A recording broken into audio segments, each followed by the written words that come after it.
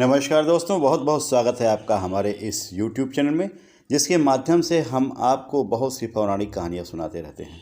दोस्तों, क्या आपको पता है कि महाराज जनक ने जब सीता जी का स्वयंवर आयोजित किया तो स्वयंवर के लिए देश देश के राजाओं को आमंत्रण पत्र भेजा, लेकिन अयोध्या में उन्होंने निमंत्रण नहीं भेजा। क्यों नहीं भेजा, इसका क्या कारण है? आइए इस कहानी को हम आपको सुनाते हैं। एक बार की बात है, देवराज इंद्र के दरबार में जनक जी का और शनि का सत्संग चल रहा था। शास्त्रार्थ करते करते शनि जनक जी से हार गया, और जब वह हार गया तो उसे बहुत क्रोध आया। शनि ने सोचा कि भरी सभा में जनक ने मेरा अपमान किया है, मैं इसका बदला जरूर लूँगा। इधर जनक जी महाराज अपने राज्य में चले आए।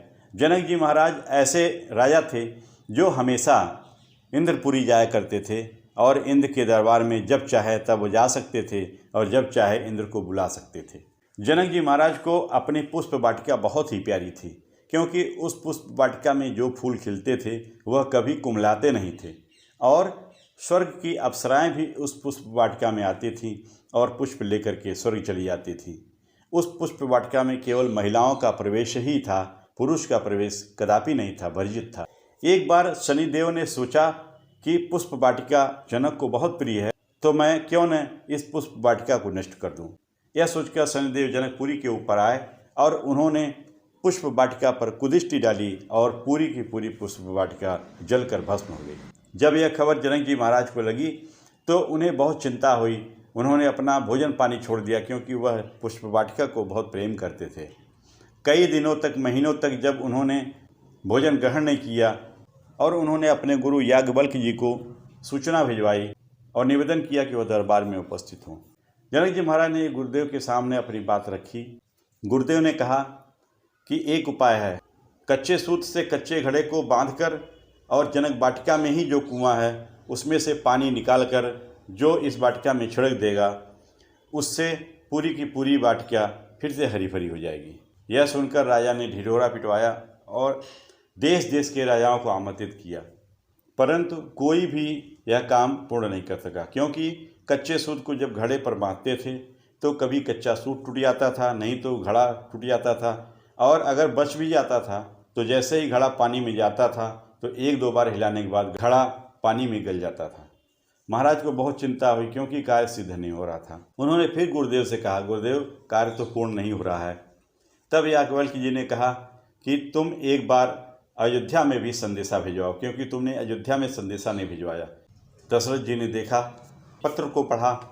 पत्र में लिखा था कि जो कच्चे सूत से कच्चे घड़े में बांधकर और कुएं से पानी निकालकर पुष्प वाटिका पर छिड़क देगा, उसको महाराज अपना आधा राजपाट दे देंगे।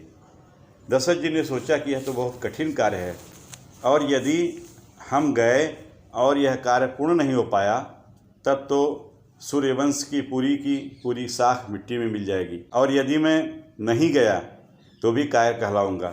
यह सोचकर दशरथ जी महाराज बहुत चिंतित हो गए। एक सप्ताह तक उन्होंने भोजन इत्यादि नहीं किया। पूरे राज्य में यह खबर फैल गई। उसी समय उनके कमरे का, उनके महल का जो सफाई कर्मी था वह आया, और उसने महाराज दशरथ जी को सूचना भिजवाई कि महाराज जी क्यों चिंतित हैं, क्या बात है, हमें बतावें।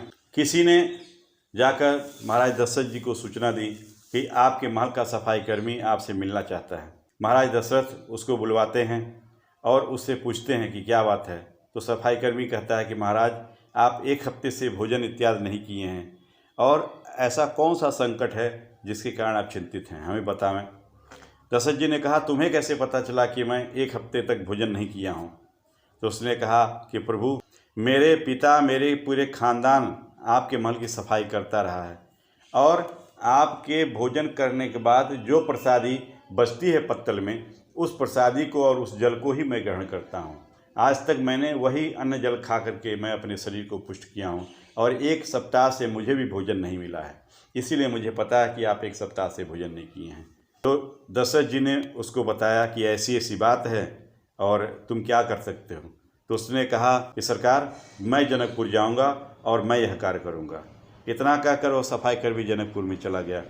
जनकपुर जब गया तो वहाँ पर सभी राजा हंसने लगे, और राजा जनक भी बहुत ज़्यादा दुखी हो गए कि जो बड़े बड़े राजा नहीं कर पाए वह एक सफाई कर्मी सामान्य व्यक्ति क्या कर सकता है। लेकिन उसने कहा नहीं, मुझे जनक वाटिका में ले चलो। उसके बाद वह कच्चे सूत को कच्चे घड़े में बांधा और बांधने के बाद कुएं में डाल करके घड़ा हिलाया और वह सोचने लगा। कहा कि हे भगवान, मैंने आज तक महाराज दशरथ के पत्तल में जो भी भोजन बचा, जो भी पानी बचा, उसको पी करके मैंने तपस्या के द्वारा अपने शरीर को हष्ट-पुष्ट किया हूँ। अगर मेरी तपस्या में बल है तो यह कार्य पूर्ण हो जाए। और इतना सोचते हुए उसने घड़ा हिलाया तो घड़े में पानी भर गया और घड़ा ऊपर खींचा।